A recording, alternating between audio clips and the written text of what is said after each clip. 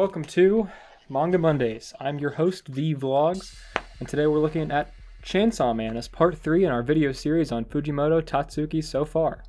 This video will contain complete spoilers for the first half of the story through about chapter 39, and then we'll finish it up next time with the second half of the story through chapter 97 to the end.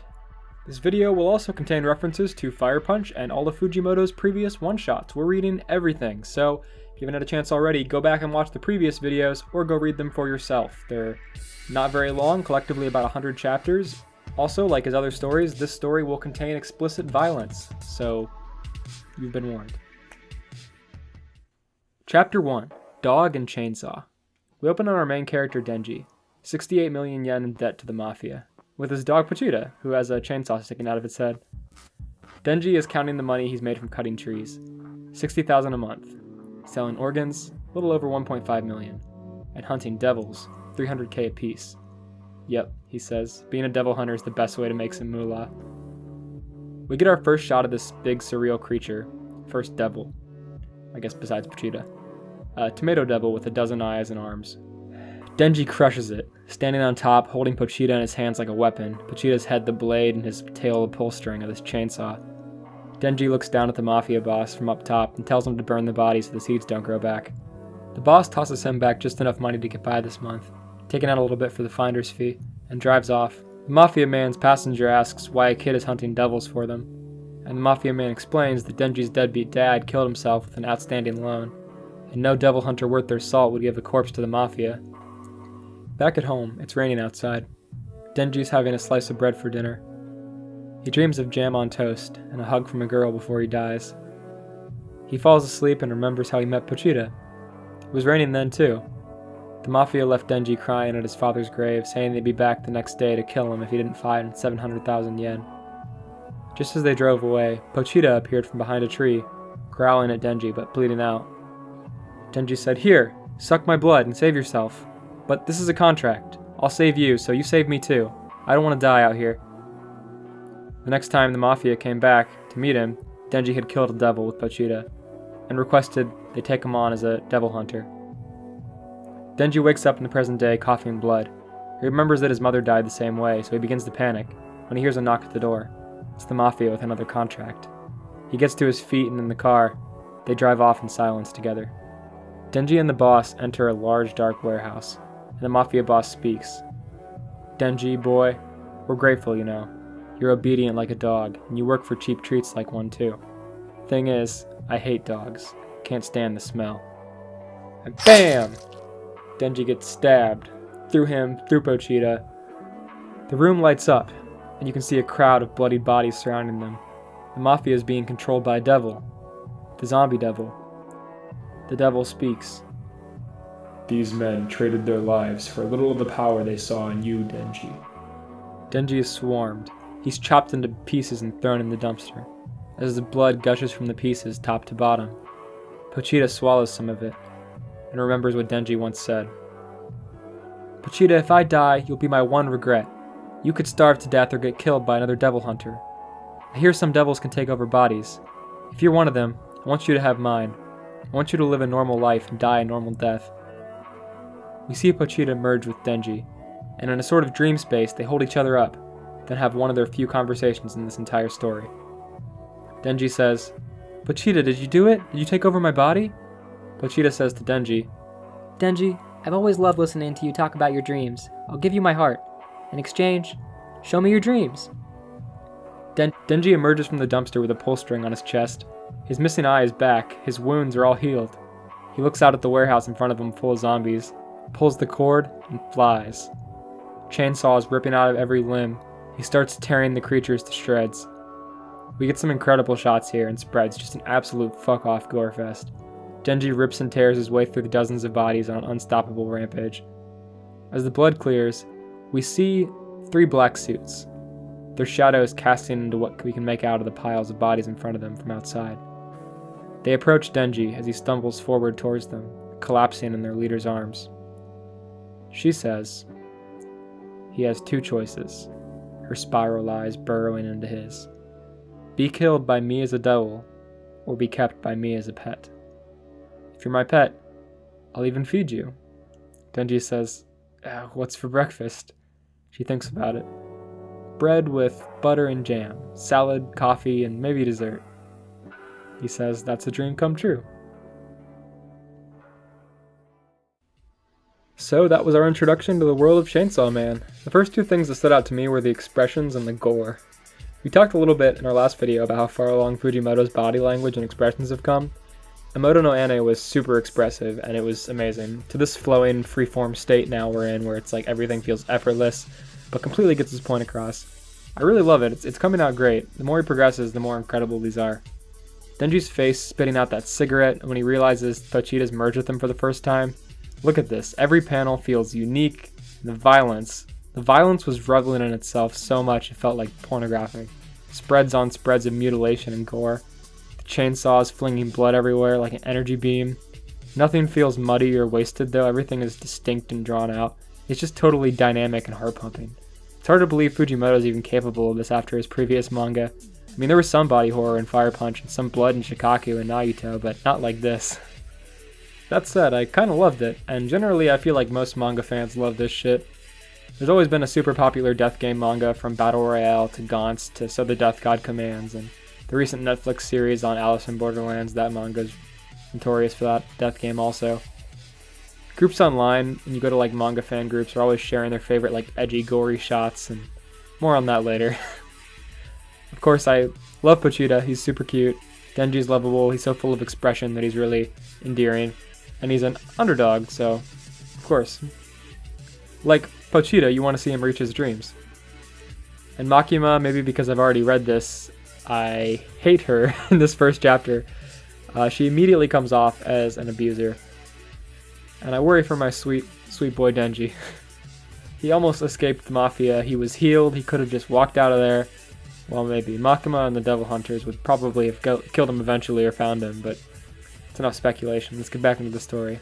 I'm going to talk about these volume by volume, so we're starting with the rest of Volume 1. Of course, Denji instantly loves Makima. She's a girl giving him attention who is beautiful, and there's a huge fucked up power dynamic going on here, which sucks. So Makima's taking Denji back to HQ. They stop for food real quick at a gas station, and a civilian runs up out of the bushes all bloodied asking for help.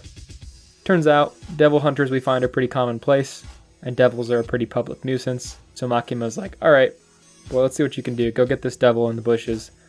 And Denji's like, but my food's gonna get cold. Why would I don't want to do that. And she's like, dogs do what they're told. And he's like, okay, bitch. He finds the devil, who pretends to be friends with this little girl that they were saying got captured. But most devils aren't like Pochita and only want to kill or abuse humans. Devils just inherently hate or want to kill humans. So this is just a trick. He's the muscle devil, who begins pulling Denji apart, expanding his muscles and ripping him up. And Denji rips his cord and destroys him. And then he goes back out to say, hey Makima, kill the devil. Can I have my udon now? And she feeds him the cold udon. And he tells her his backstory with Pochita. And she's like, interesting. And Denji's like, hey Makima, what kind of boys do you like? And she's like, someone like this boy named Denji. And he's like, wait, that's me. And then Makima is eternally keeping this little barrier in front of people's expectations. She's so like mysterious. She's always one step ahead of everyone. She never outright gives people enough. It's scary, and right now, like I said before, it just feels abusive. I promise I will probably come around to Makima, but at first, just coming back to this, it's like a little upsetting. So they arrive at Devil Hunter HQ. There are apparently thousands of hunters in Tokyo, and this operation is way more legit than the back alley mafia jobs Denji's been doing until now. As Makima dumps exposition on him about the Devil Hunter HQ, the scene is enveloped by Denji's thoughts, which just sort of pour over her explanation, and just like, she's beautiful, I can't believe I'm working at a real job, maybe I can get with her someday, she's beautiful.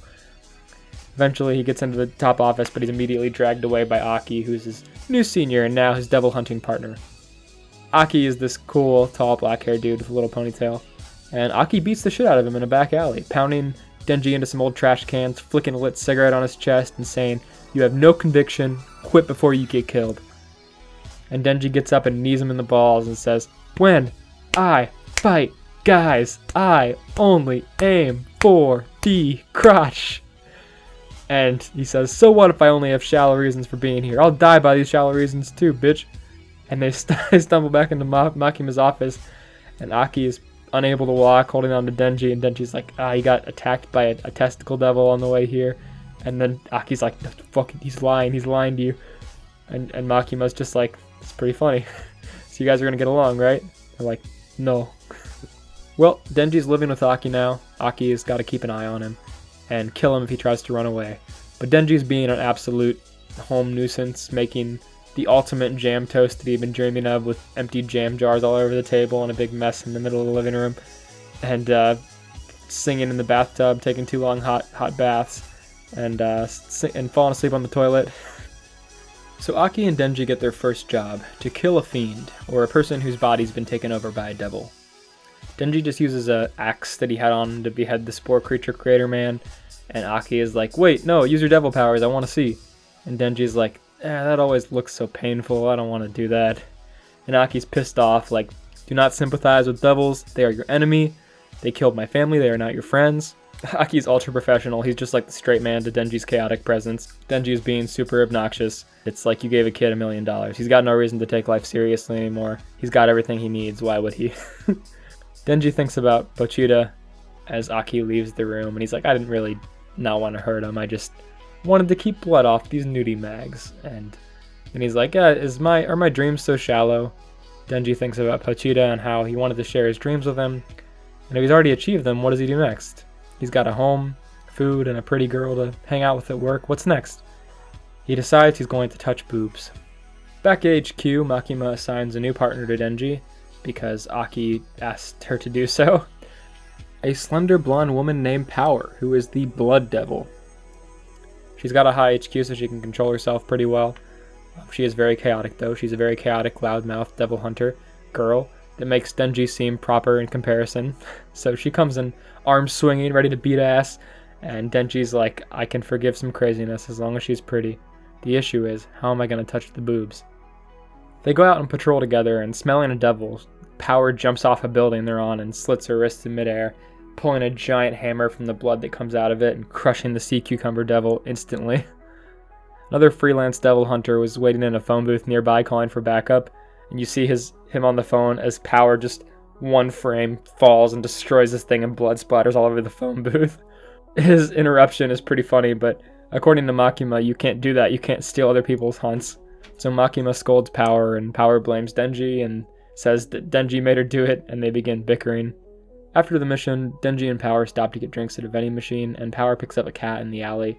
She says, I hate humans, hate devils, but I like cats. I used to have a pet cat, actually, until a devil made off with it. Denji's like, okay, I don't really get it. I mean, maybe if it was a dog I could understand, but... And Power's like, hey, what if I say I'd let you touch my chest if you can help me get my cat back, Meowie, from this devil that kidnapped her? And Denji's like, hold up, holy shit. He's now 100% on Power's side, but Power can't travel alone, so they head out to the countryside together after he puts out a request with HQ. Power is sort of under wraps, like HQ has a couple of people in this Division 4 Denji's in that are fiends or devils that they're training to be like members of HQ. Power, being one of these people right now, is under lockdown at HQ, but is working with them. On their way out to the countryside, Denji explains how Pochita is his heart, and she's like, well, that means he's dead, right? And Denji's like, oh my god, there is no way I can be friends with this chick. And again, we get some beautiful scenery on the train. I really like the shot of them sitting next to each other, this widespread. And then again, outside as we approach Power's old home, there's just a nice shot on the hill they do.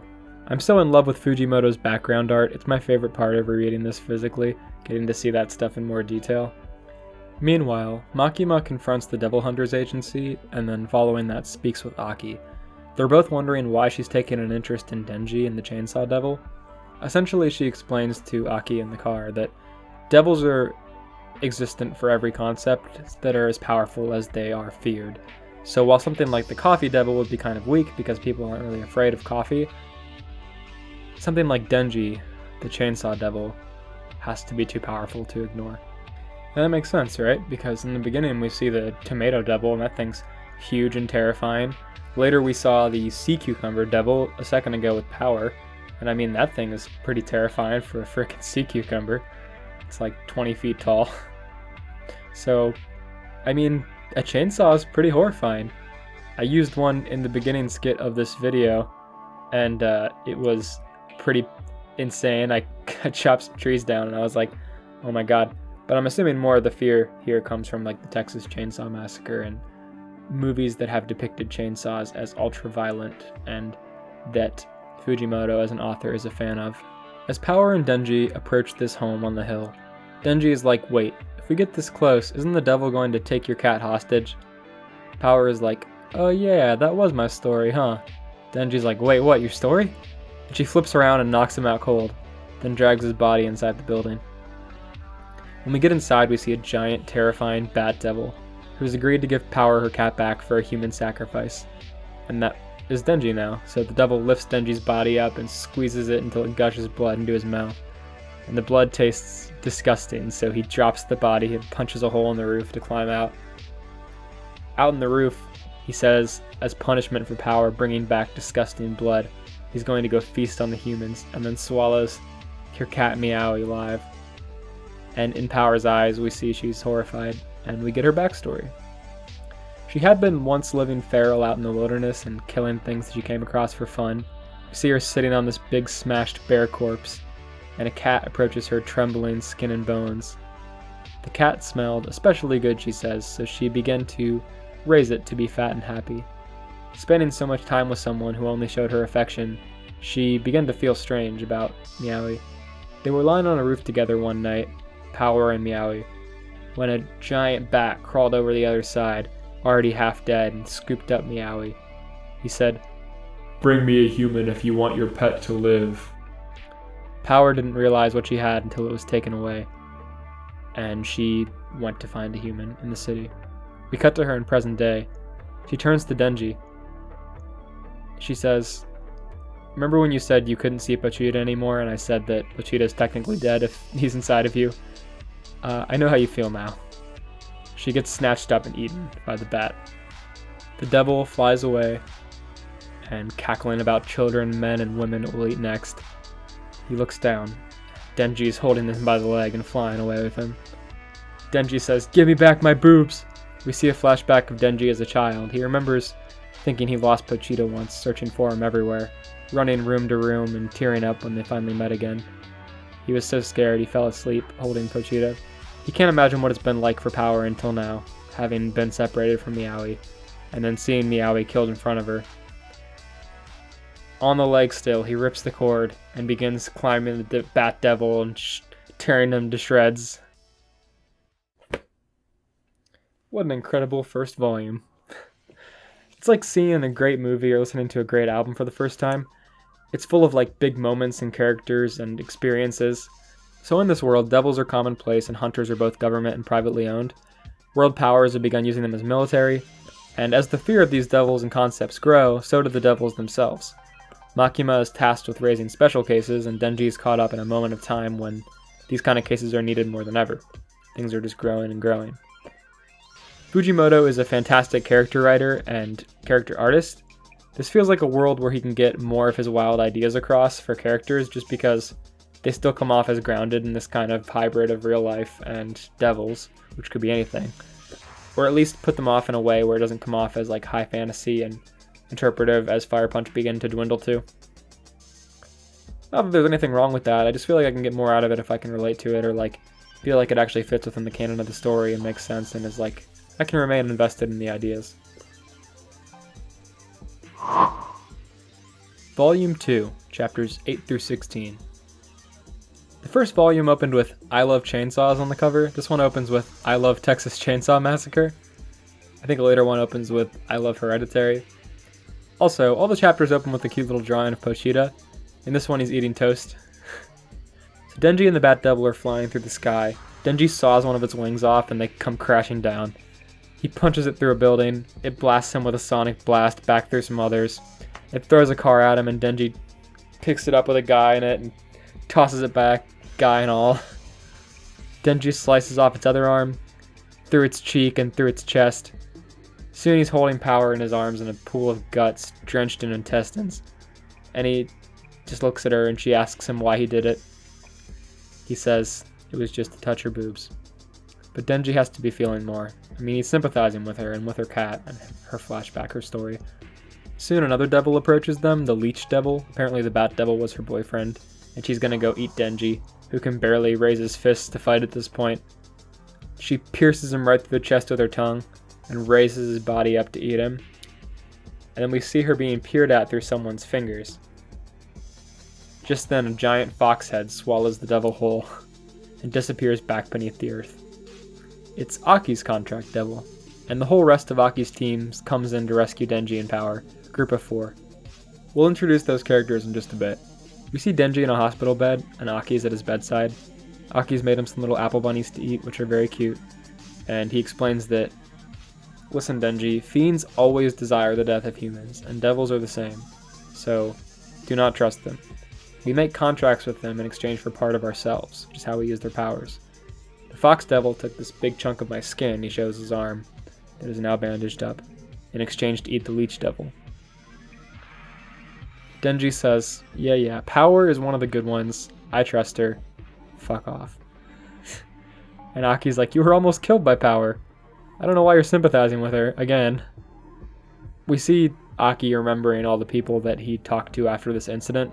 Flashes of the guy in the car, the girl he rescued in Volume 1, and someone who saw him fighting the Bat Devil and explained that he was fighting to protect the humans around the area. And some that weren't so thankful about Denji, like namely the guy who was in the car they were throwing back and forth. And Aki sighs. He's like, you take the good with the bad, I guess. Aki says, there were no casualties this time, but you're being a brat, so I'll keep this a secret under one condition. Just listen to me from now on, and you can keep this standard of living. You won't get fired and killed, okay? And Denji's like, yeah, okay, dude, I got it. You can count on me big time. Denji has a hard time being straight with Aki. He's kind of awkward about getting his feelings across. And you can tell he means well and wants to keep living like this, but he's still kind of got a barrier up having lived in poverty and danger for so long. In the same way, Aki's beginning to understand Denji and wants to help him grow up. You can tell that he wants to keep him safe, and he goes to unlock Power outside in handcuffs on Denji's word. As he's unlocking Power's handcuffs, he says, I believe we should use every tool at our disposal, but I don't intend to get friendly with them, calling Power a tool of battle. One page later, Makima says, yeah, I want Power to stay at your house too, so you can keep an eye on her. Don't worry, she said she can be good. It would be weird to keep her here indefinitely, so just makes sense. And Aki's like, ah, fuck. So now Power and Denji are both staying with Aki. The scales of chaos are tipping in the duo's favor, and Power is way less accustomed to living normally than even Denji is, so she's throwing vegetables she doesn't want to eat across the room, refusing to bathe or flush, and Denji and Aki are just yelling at her all the time. She does keep her promise and let Denji touch her boobs though. 3 squeezes. 1 for killing the bat, 1 for saving the cat, and 1 for getting top knot off her back. Denji is like, whoa, are you actually an angel? We get a pretty sexy Power shot here, and then Denji goes for it. He's blushing and getting really deep into it, and then breast patters fall out of her shirt, and she leaves them out for 2 more squeezes. And then when he's done, he's just stunned. She's like, pretty great, huh? And walks off, and he's just like, is that it? Is this the extent of my dreams? For the next day, his mind is empty. Eating, sleeping, shuffling through the halls at home, doing paperwork at HQ. His eyes are just glazed over. Makima's helping him with some paperwork, and she's like, Denji, what's wrong? He says, I finally got a hold of my dream that I have been chasing, and once I had my hands on it, it was way less life-changing than I expected. She's like, what are you talking about, specifically? And he's like, I touched boobs, and it turned out to be no big deal. She grabs Denji's hand and says, I think naughty things feel better the more you know your partner. It's difficult to understand one another's heart, so first, you study their hands. How long are their fingers? Are their palms cold or warm? How are their ears shaped? Have you ever had your fingers bitten? You should know it so well that even if you lost your sight, you'd recognize me by my bite. So she sticks a finger in her mouth and bites. He says, I memorized it.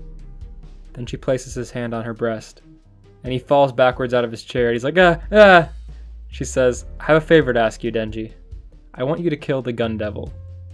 It's a very powerful devil that all the devil hunters are anxious to kill. I think you can do it, because I think you're special. If you do that, I'll grant you any one wish. Denji's like, is that really okay? Anything? A blank check? She says yes, because it's so strong and evil that it's deserving of a blank check. We learned that as devils started to grow, so did the purchase of guns to fight back. Eventually, guns became so prevalent that mass death and violence also became really prevalent, and ultimately a huge terrorist attack shootout happened in America, and then the gun devil appeared. Then we get a flashback to that day. We see Aki as a child walking home in the snow.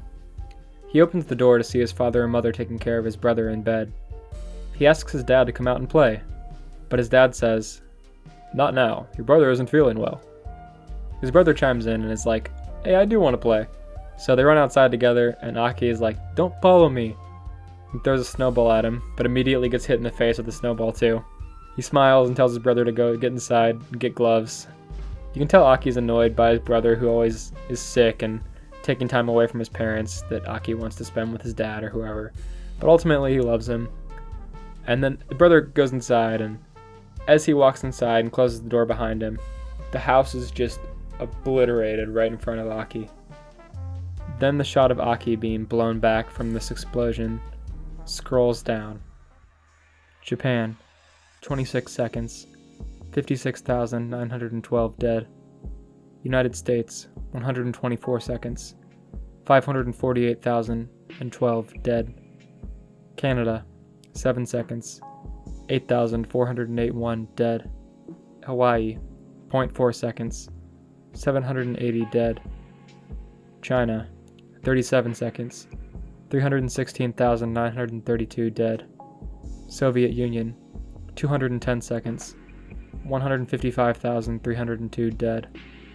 Mexico, 2 seconds, 6,088 dead.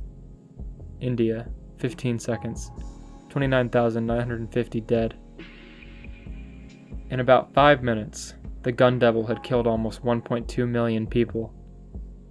As a result, devils became more feared than ever, and they all grew stronger as a result.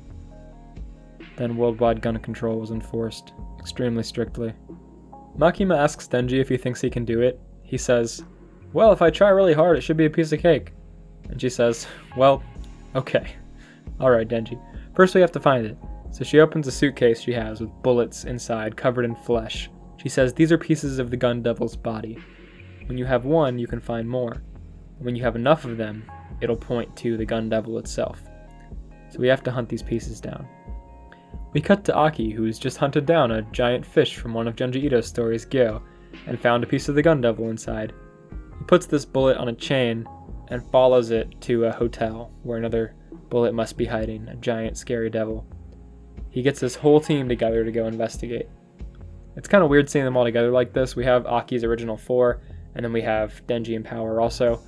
Aki's group doesn't really trust Denji and Power since they're just devils and they don't really know them. But as they walk in and start being obnoxious, Aki hands them sticks of gum so they'll play polite, and they're like, okay. Denji and Power have obviously been bullying Aki at home. They played a prank on him this morning that apparently went too far. In Aki's words, that was way beyond a prank. I'll kill you. Now would be a good time to introduce Aki's squad. We have the eldest member, Himeno. She has an eye patch over her right eye and is pretty upbeat. She loves teasing boys, and her personality seems to reflect her confidence and experience. She's pretty relaxed. We have Arai, a nervous and defensive man with a scar under his left eye. It seems like his unease comes from his caring about his teammates. He's worried for them. He's not very strong, but Himeno says he makes up for it in what he has in drive. Then we have Kobeni, sweet, sweet Kobeni. She is a small, easily frightened girl with 2 hair clips, who is surprisingly important throughout the whole story. I think Fujimoto just likes messing with her. Then of course we have Aki, who has been working here with Himeno for a while. He is just younger than her. She is still the senior. When he was assigned to her, he was the rude one and she was the serious one, and now he's more of a serious presence to balance everything out, and she's more relaxed now that she's older. What the heck are you doing back there, Magnus? She also tells Denji that if anyone can kill this devil they're hunting here, she'll give them a kiss on the cheek. And Denji's like, nah, I'm saving my first kiss for a girl. All I have to do is beat the gun devil to get it. And Aki's like, what? That guy killed my family. And Himeno is like, what? What if I give you a kiss with tongue? Arai's like, what? That's my senpai. If anyone deserves that, that's me. Denji just storms ahead. He's like, kiss with tongue, kiss with tongue. And Arai's just chasing behind him and shoving him down the hall. Then suddenly they stop. They see a little man trotting along on the ground with hands under his head. It's just a head. Himeno picks this guy up with an invisible hand. We find out she traded her right eye in a contract with the Ghost Devil, and she can use his right hand to pick things up. After crushing this devil, because apparently the Ghost Devil's hands are super strong, they move on. They keep walking and walking and walking and walking, and they figure out they're trapped in an infinitely looping room. All 6 of them. Every window, door, floor, and ceiling leads back here. Kobene starts freaking out. She says, Mom and Dad put brother through college but put me to work here and now I'm gonna die! I'm useless! And Arai tries to calm her down. Power starts laughing at this whole situation. And Himeno is like, oh Kobene, don't you know devils love fear? Stop freaking out. Denji decides to take a nap in one of the hotel beds because he doesn't feel like figuring out this puzzle. And when he wakes up a little while later, Himeno's like, alright Denji, here's what's going on. Aki's pacing around out there getting mad. Arai started freaking out and is curled up in a blanket. Kobene started drinking toilet water. She freaked out so hard, so I knocked her out. And Power, well, she's pretty much just having a great time watching everyone go nuts. Denji gets to his feet and notices Himeno smokes the same brand of cigarettes as Aki. Himeno tells Denji a story from their early days together. We see her on a balcony with Aki back in the day. She tells him that they're going to have a long relationship together and it'd be better if they just smoked the same cigarettes. He ignored her at first, saying cigs will rot her bones. But after some time together and getting to know each other through daily trauma, he took the plunge. Devil hunters usually don't live very long enough for it to matter anyways. So, back in present day, they're both smoking. And that walking head devil they killed when they first arrived has grown to a monstrous size. It's now crawling in a big flesh mound back into their room. And it says, I'll let you guys go out of this loop if you give me Denji. And that's the end of Volume 2. This volume brought us a lot closer to Aki and Power, 2 of what feel like, and who I imagine most people would consider our main trio. Power is pretty relentlessly obnoxious, but Denji and Aki are both growing attached to her regardless, and to each other. We see the source of Aki's childhood trauma, along with the power of it and our endgame, the Gun Devil. We also see that when Aki was younger, he wasn't such an uptight guy. He used to be more of an asshole and less jaded, more loose like Denji, and he didn't even smoke yet. But as Himeno settled down and loosened up, he took on more responsibility in her stead and for his team under Makima. Speaking of Makima, she's teasing Denji more and more, trying to draw out his power and see what the Chainsaw Devil is capable of. He's willing to do whatever it takes for her and experience new levels of horny for her. You might even call it love. Volume 3, chapters 17 through 25. So, the Devil Hunters are facing down the Eternity Devil. Its massive mess of a body is blocking their way out, and unless they kill Denji, he'll keep coming.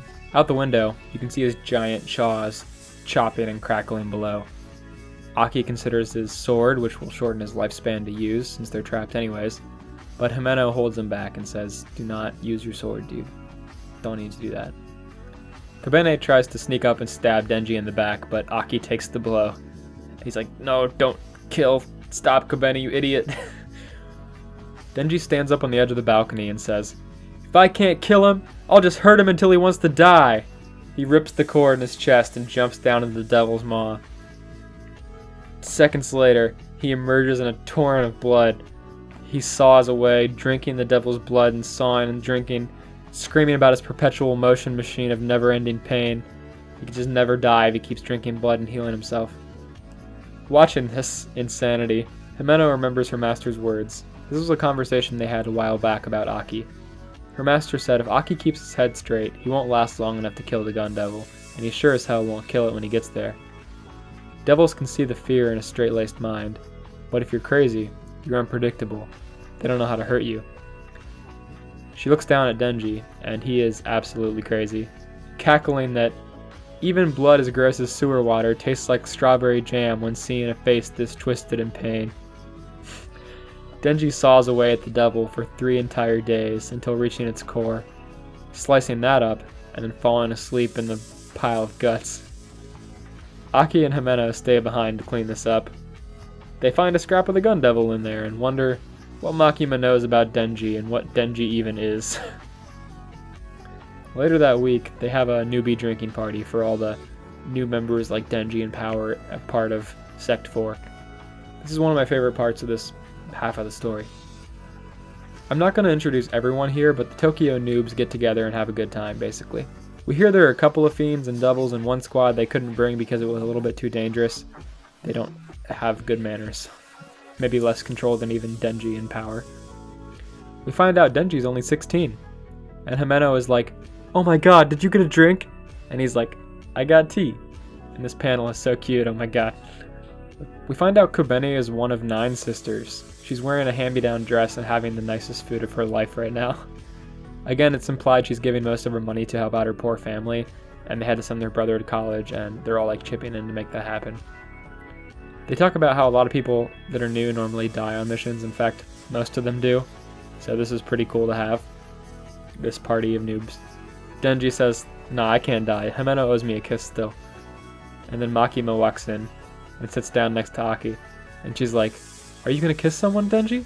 And he's like, "Ah, fuck, no, I mean..." And Himeno is like, "Wait, Denji, you're not gonna kiss me?" And he's like, "Ah, fuck, hell yeah." And he's like, "Wait, I want a French kiss, but I don't want Makima to see me kiss anyone else.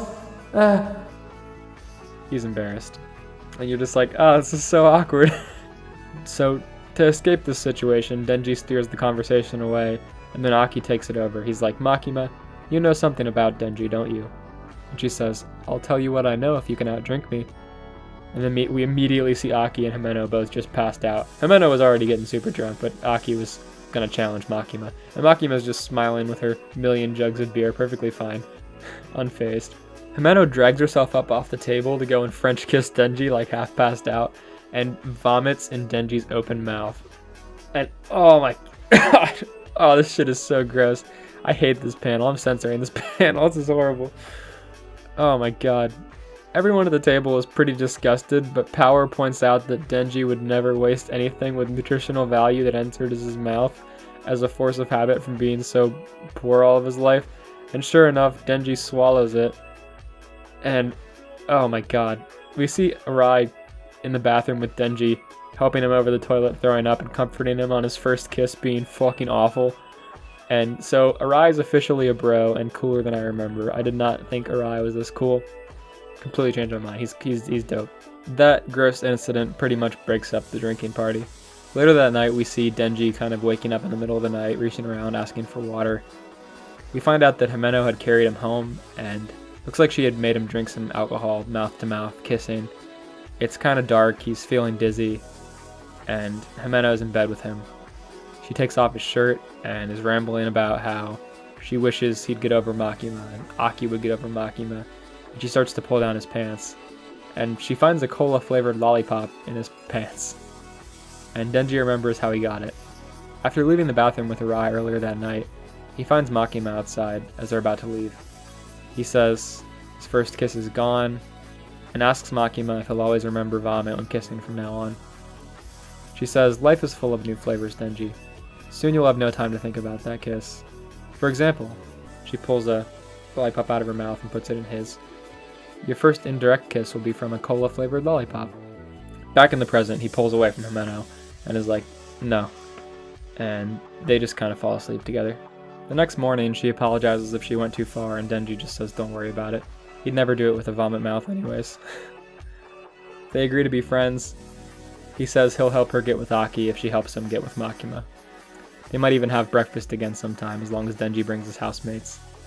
This cute kind of like distant like friend talk, you know, in the morning. I really love this mini arc. It captures the feeling of having a night out as a young adult so well, and the morning after. It grew our characters naturally in a way that so few manga ever get to do, with crisscrossing dynamics and personalities, and these characters that are doing things that would make sense as you know them, and kind of fleshing them out. Denji experiences a lot of new things. The blurry passing of a night out, the gripping thumping highs and shocking disgusting lows that make it unforgettable. It opens up our characters to have conversations and say what they feel in a way they might not have had otherwise. We see Aki failing to reach Makima by playing her stupid unwinnable games, and we see Himeno longing for what she lost in that young Aki at the other side of the table by taking advantage of the new Spitfire Denji. Then when it doesn't really work out, everyone feels weird, but it's for the best. It shouldn't have happened that way or this easily. Everyone got drunk and let themselves dream about it. But it wasn't really going to make sense. This balcony shot the next morning with Himeno eating breakfast in her underwear, staring at Denji as he looks out on the city. This is one of my favorite panels in Chainsaw Man. It really says a lot about how Himeno's feeling and how Denji is trying to kind of put himself off because he's still being defensive. A few days later, people all around the country appear with guns behind the Devil Hunters of Squad 4, attempting to kill them in cold blood. Notably, Makima is shot in the head, along with a few others we saw at the drinking party. Meanwhile, a man in a black suit is sitting at a ramen bar by Denji, Power, Aki, and Himeno. Maybe they're going out together as friends, like Himeno suggested at the breakfast scene. This man in a black suit shows Denji a picture of him being held by the shoulders of the mafia boss. He was the boss's grandson, the boss that took care of Denji and Denji killed. This man says, "The gun devil wants your heart, Denji," and pulls a gun, shooting Denji in the head and shooting Himeno in the heart. Power knocks the gun from his hand quickly, and Aki immediately swallows him with the fox devil. He's swallowed for a second, and the fox turns to Aki and speaks. Aki, you've put something monstrous in my mouth. A blade pierces from the inside of the fox's head, cuts it down the middle, and walks out. A man with blades sticking out from every limb of his body, much like Denji's chainsaws. Aki pulls out his sword. This is the first time we're going to see him use it. It looks like a giant nail. This katana man attacks, and he's fast. Aki's keeping up, though. He's puncturing him with the nail all the way through his body. Once, twice, 3 times. Then his sword's curse activates. The room darkens, and a hand comes out of the darkness. It picks up the katana man and sucks him in. We see him crucified in a bone ribcage, sacrificing a portion of Aki's lifespan. The bladed man falls to the floor in a pool of blood, but a small girl walks up out of nowhere with a bob cut and resurrects him. Now alive again somehow, he rushes at Aki, and in one swift move, just mouth agape, slices him up. We get this crazy scene, this crazy panel. Himeno, barely awake, tries to pull out the ghost devil, but the hand says, "That girl is scary. I don't want to." Himeno's coughing up blood. She says, "Ghost, I'll let you use all of me, so let me use all of you." It smiles. Her limbs pop off of her body. 1, 2, 3, 4. Himeno's limbs are purged from her body as the ghost devil forms in full. Its dozens of arms rise and plunge into the katana man. As it does, and as she falls apart, she thinks about Aki and how he mourns the death of his partners. He cries for them.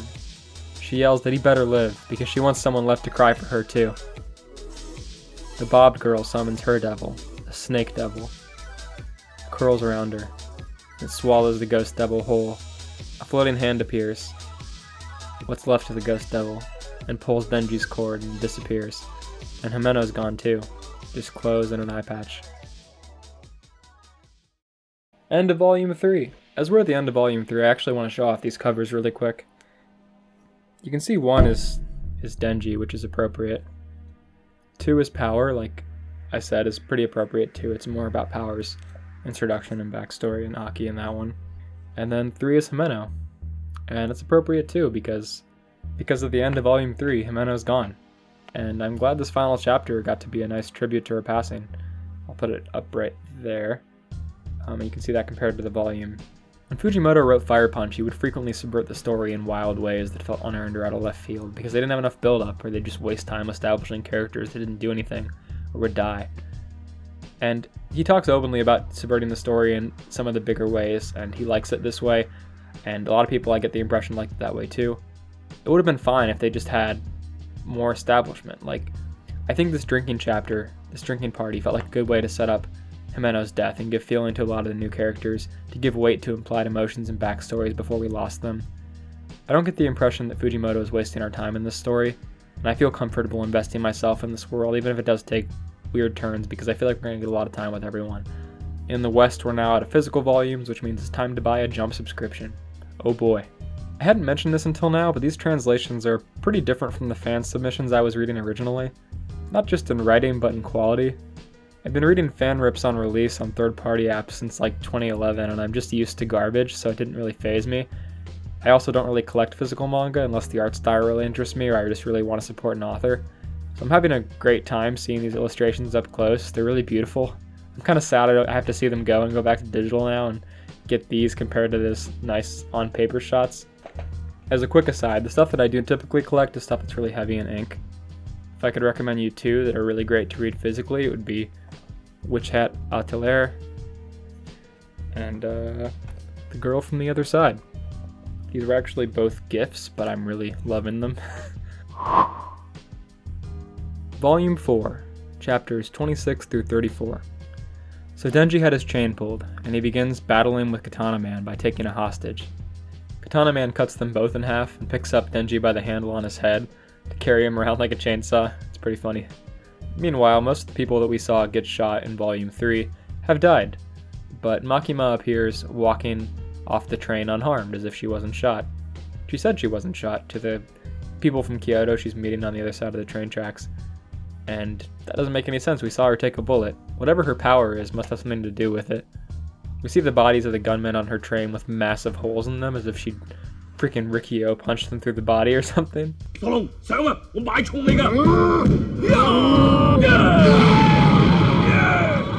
What's weird is that devils usually want something in exchange, so her having immortality is kind of weird. Like if she is able to not die when she's shot in the head, well, how does she exchange something for that? Because she's not giving up anything, maybe it's part of her lifespan? Maybe she's taking someone else's body and sacrificing her own old body? The next chapter is dedicated to Makima's power, so we'll find out. She can't get back to Tokyo quickly enough to do anything about saving Denji, so she requests 30 convicts serving a life sentence and a rental at the nearby shrine at the highest altitude possible.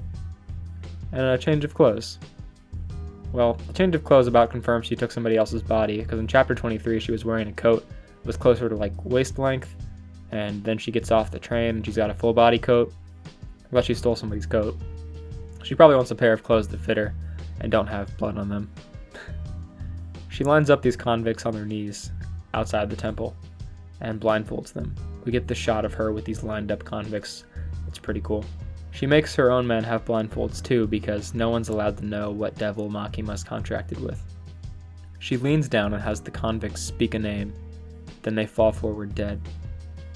Far away at the same time, those who are kidnapping Denji sense a presence, one by one, before being crushed flat, squashed like bugs, exploding out of their clothes, leaving no flesh or bones. We see these horrifying shots of their skulls and skin beginning to cave in as they crush under Makima's power. How does Makima know who these people are? How does she attack? We see a bird fly overhead. Maybe she can control animals to see what's going on, or see through a devil power. We know that her powers are weird, but overwhelming and terrifying nonetheless.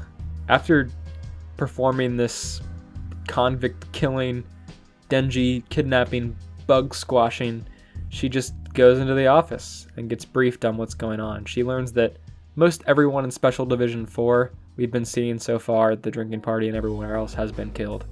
Whoever's left is going to be grouped up to be part of a new team. The same man that tells Makima this at the office hands her his resignation and heads out.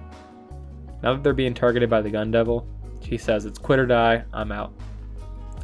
Before he walks away, he asks Makima if she knew this was coming and what she does know about what's going on. And she says, "Sorry, I can't speak about it with civilians." Once again, Makima's keeping secrets.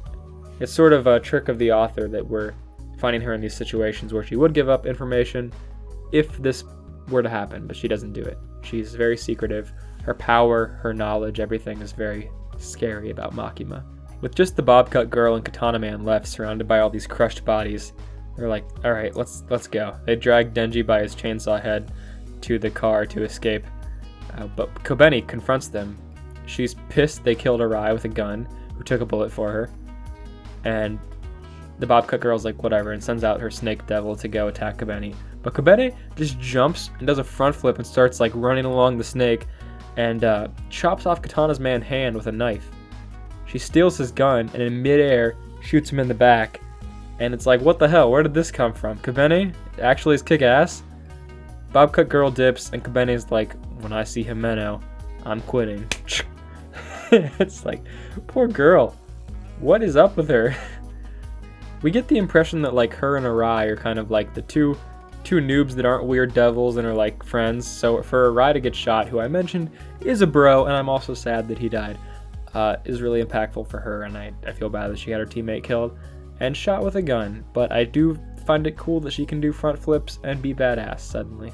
Also, she said she was going to quit when she sees Himeno, which is very sad because Himeno is dead. Sometime later, we see Power and Denji at Aki's bedside. They've healed, but he's pretty beat up from being sliced apart by Katana Man. He has his hair down now from that bun, and is recovering from the fight with Katana Man. Eventually, they leave the room, and Aki speaks to his cursed sword. He asks how many years he has left, and the sword answers, 2. Aki begins to cry, thinking of Himeno and lighting one of her cigarettes, just like she asked him to do. Denji left something in the room, so he was coming back to see Aki, but he finds him crying. And Denji's thinking about himself now. He wonders why he hasn't cried for anyone he's lost so far since working here. And beyond that, if he gave up his heart, did he lose his emotions too, from giving it to Pochita? I guess like Himeno said, it's not normal for devil hunters to cry, and that's what makes Aki special, and Denji's no normal guy. But Division 4 was mostly wiped out, so you'd think Denji would be feeling something. Makima, after everyone got killed, brings mentors in from out of town to get everyone trained up and be able to defend themselves if they're fighting the Gun Devil. Contractors now. For Aki, she brings 2 Kyoto members, the 2 that helped her use their devil at the shrine. And for Denji and Power, she brings the man we recognize as Himeno's mentor from her flashbacks. The man who told her that hunters need to have a few screws loose to be good at what they do. They follow Makima and meet him in a graveyard.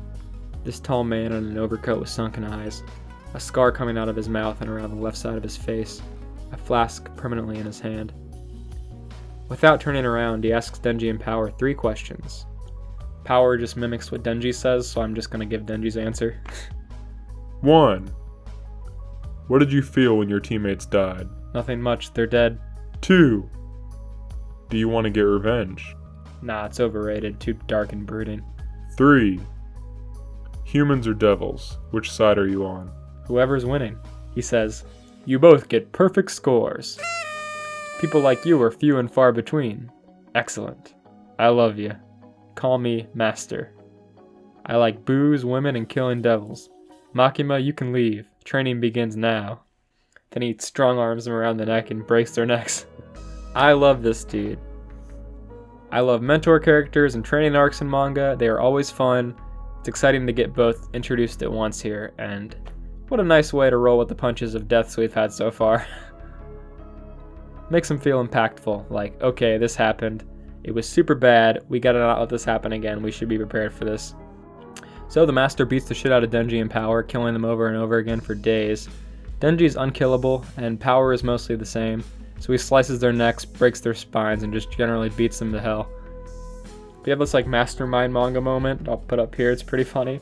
Denji and Power try to team up and ambush the guy, but he's pretty drunken master. He's monotone, unpredictable, slow, and unbeatable. Eventually they're keeping up with him more or less, and the Master's like, alright, you guys can have less frequent training. Says the new Division 4 is going to have their first mission to go take out the Katana Man and Bobcut Girl to get revenge for what they did. If Division 4 fails this, however, this experiment is over. Division 4 is broken up. Denji's like, don't worry, I'm strong now. I gotta date Makima, I'll press on. The Master normally looks pretty uncaring, but in this shot it seems like he's saddened by the sentiment of Denji's comment, pitying him for where he's in life now and the world he's about to enter and how little he really knows about what's going on. Meanwhile, Himeno's sister comes to visit Aki in the hospital. She came to share letters they'd been writing back and forth before Himeno's passing. When Aki would come up in conversation, her sister would talk about trying to make him quit this devil hunting job and try to save his life and spend the rest of their life together. What comes next is Aki's training. Basically, they just contract him with a new devil, because the Fox Devil can no longer be summoned. After getting cut in half by Katana Man that lost its trust in Aki, and his cursed sword probably won't ever be used again unless he wants to end his own life. So he goes to a prison constructed for devils captured alive to contract with the future devil, a devil who normally requires a pretty high price. But for Aki, the future devil only wants to live in his eye, to live in his right eye, to see a future where he dies in the most horrible way imaginable. He asks Aki if he'd like to know what that is, and Aki doesn't want to see it. After getting a contract, his quote-unquote trainers from the Kyoto division let him go. They say killing the gun devil is an idiotic mission, but hey, good luck anyways. Everyone in the special division's crazy, I guess. Oh yeah, one more thing about this volume. At one point, Makima went and met with the Yakuza, the higher-ups at the Yakuza. They say they don't know what's going on with the Katana Man, their old co-worker's grandson. She threatens them and asks for the names of everyone contracted with the gun devil they know. It sounds like all she needs to kill is a name. They monologue about being a necessary evil to keep the foreign Yakuza out of the country, and she's like, yeah, I work with demons, I don't care. Here are the eyeballs of all your loved ones, and like rolls them on the table. Fear me.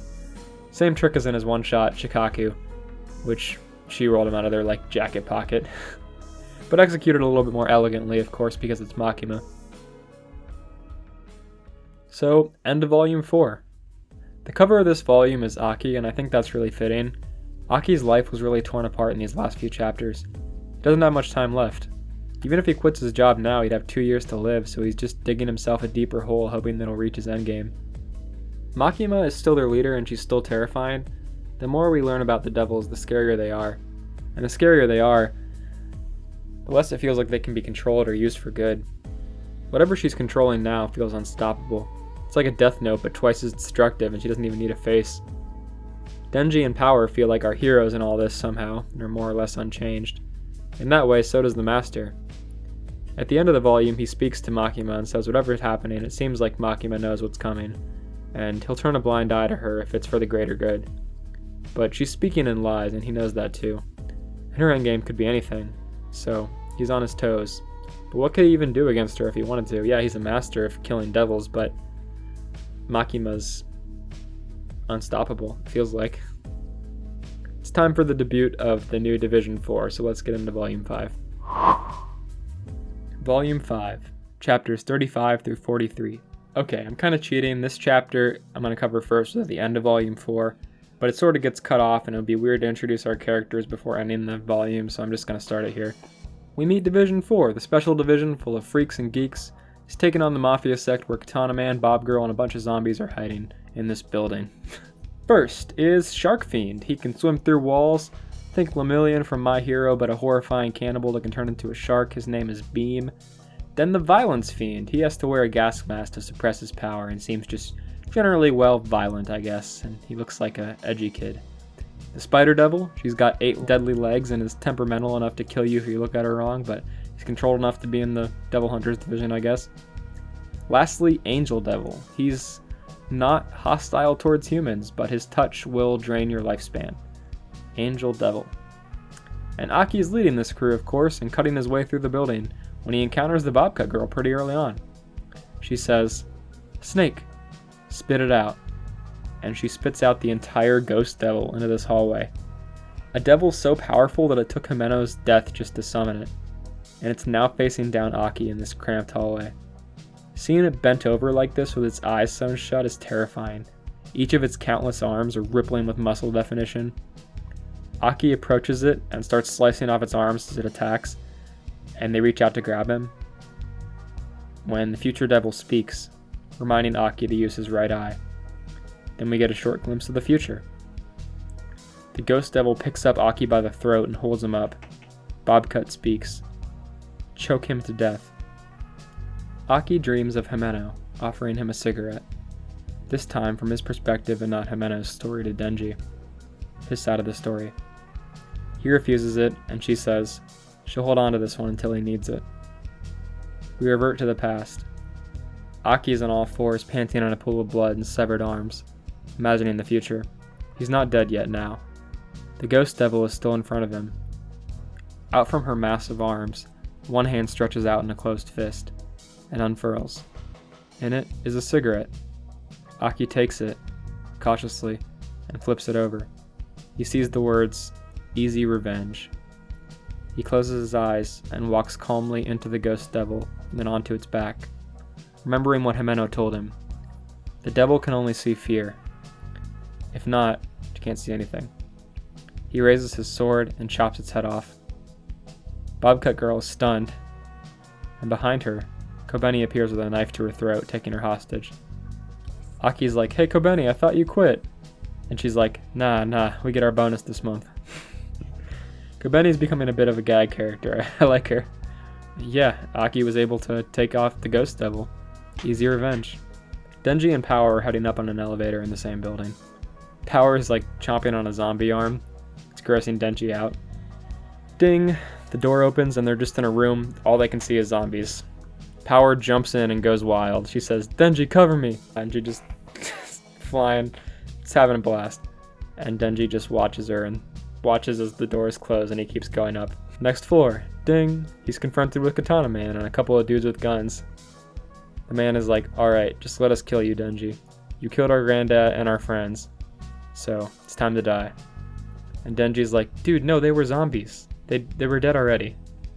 And then he's like, "Man, you just got no conscience. A zombie is still a man." He goes Blade-O mode and tackles Denji through the wall of the building. We get this sick shot of them like flying out of the wall out into the sky. And even in the English release, they kept the original lettering for this background shot, which rules. It's like a whole streak of letters. Fujimoto's been doing a lot of tight shots recently in these volumes, and he really makes the more complex shots like this pop when he gets a chance. They look amazing. Also, here's another instance before they jump out into the sky where Denji's talking with someone about having a heart, since he had his replaced with the Chainsaw Devil. And sure, he's definitely enjoying the violence and death in a feral, animalistic way, and that makes him inconsiderate to the impact of loss, especially as his life is moving so fast right now. But in every other way, he feels emotional and introspective, more or less. He's just slower to pick up on a lot of new experiences because of his experience so far. And I feel like by the time he does have a chance to reflect on the violence, a lot of it'll be too late because of the pace of the story.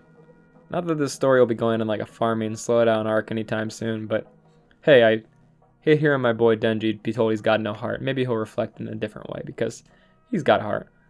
Meanwhile, Katana Man slams Denji through a moving train. Fujimoto loves his train fights apparently. And on it, Denji uses what the master has taught him to trick Katana Man, saving his ace in the hole. Chainsaw legs. He does this like flying chainsaw kick. For a finishing cut, he cuts him in half. We get this, again, just sick shot of Denji with his single chainsaw leg dragging around a streak on the floor. It's as if he like spun around to watch the enemy explode in a blood shower after that cut.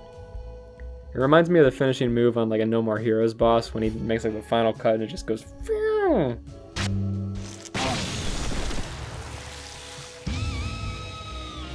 This next chapter is titled Easy Revenge. We see the Katana Man stripped and tied up with the jagged chain of a chainsaw to the side of this train. This has to hurt like hell on his wrists. Can't even imagine. Like Denji, he can apparently regenerate, so he's fine, but you'd think being cut in half would do the trick. Like, how are you going to regenerate from that? You regenerate one side of yourself, or what? Denji's cheesing so hard. He just won this battle against the guy who kicked his ass last time, and he's riding so high. He's swinging his arms around and shit. Aki walks up. Denji's like, "I'm going to have a tournament. Since this bastard shot Himeno, I'm going to take shots on his nuts. Whoever makes this guy scream the loudest wins his family jewels." And Aki just crouches with his head down. He's like, "Oh my god, are you serious? We're supposed to capture him. Himeno would not approve of this." And this pose just feels super genuine. It's a pretty cool shot. You get his point across so well. Mentioning Himeno's name, Aki pulls out the cigarette in his coat and flips it over. He reads, "Easy Revenge." He rolls up his sleeve and he's like, "Alright, let's do this." Then we get these back-to-back shots of Aki and Denji. It's so nice when they get along. What a couple of bros. Next panel is this gorgeous shot of Angel looking over the skyline. We see a bunch of birds flying away, presumably from the screaming of Katana Man having his nuts destroyed by these two bros. Sure enough, we get this loose shot next to Aki and Denji just having a blast kicking ass. "Himeno, can you hear us up in heaven? It's a requiem from us to you." So after the battle, we see Makima talking to the head of the agency. Bobcut Girl was killed by her own devil.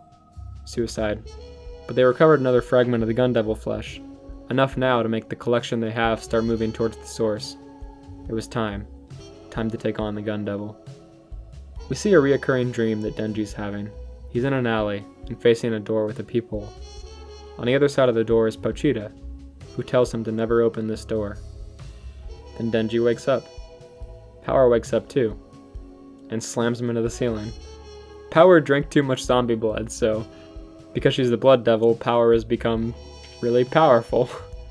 Makima takes her away to have her blood drained and treated, lest she become uncontrollable.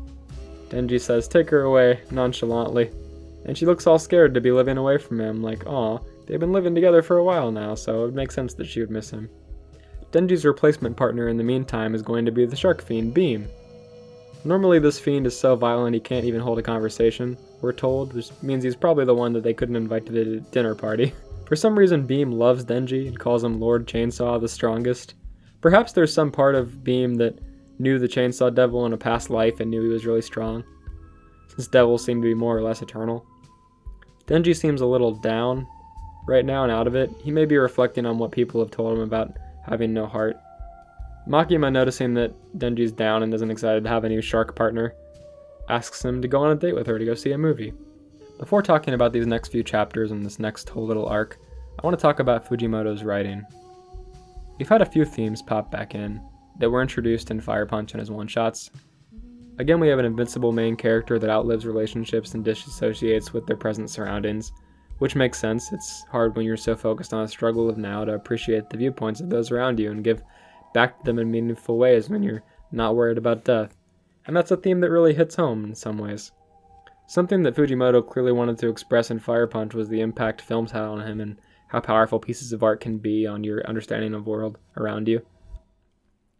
And that was just weird and hard to do in a post-apocalypse because it was weird that they were talking about art or movies. Something else Fujimoto wanted to express in Fire Punch was the impact of those moments in our lives. When you're in a strange post-apocalypse like Fire Punch, it's hard to slice out a vertical moment in time. Sure, you can have a few panels that pan out and act as a breath of fresh air and give you a view of your surroundings or an interesting battle that seems dynamic and fun, but in a snowy wasteland with no real time or place, it all sort of blends together in these characters' lives. Contrast this with a night out like the newbie drinking party in Chainsaw Man. That clearly was a series of events over one night and the next morning that stand out as a moment in a person's life. They feel really real and unforgettable for that character or those characters. So, let's get into it. Denji shows up at least an hour early to their theater date.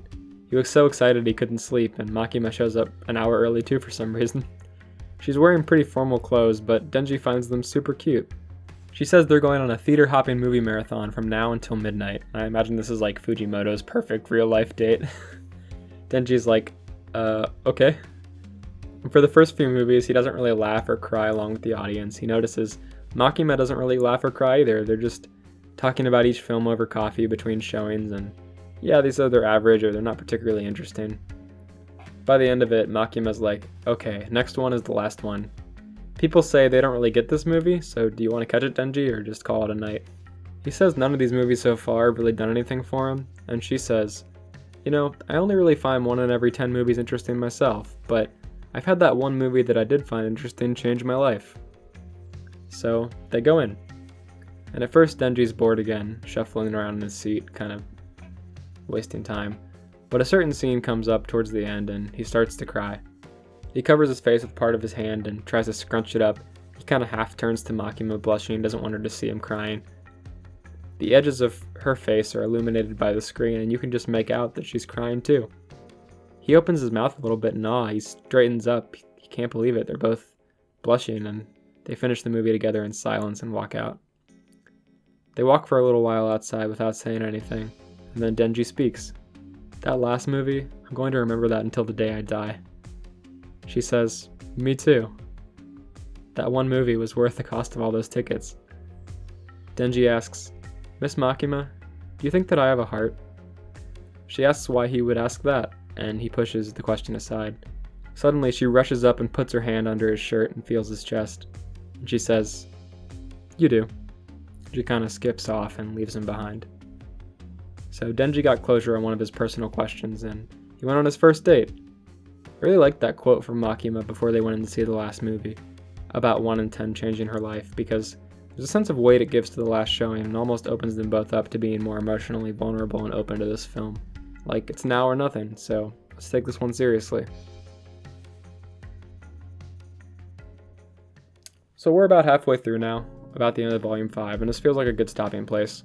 We're on the edge of a major plot shift, and Devil Hunter HQ has the key to finding the location of the Gun Devil, so Makima is now simultaneously a better friend to Denji and more of a looming threat. Power and Aki have both been pulled away for their own side plots, so what's next? What happens between now and the end that made so many manga fans not shut up about this series for the last year? Well, tune in next time to find out when we read the second half of Chainsaw Man. Thank you all for watching. If you like this video, please consider subscribing. You can follow us all on Twitter, you can join our Discord, you can hang out. And I'll see you next time in part 2. Thanks. Bye-bye.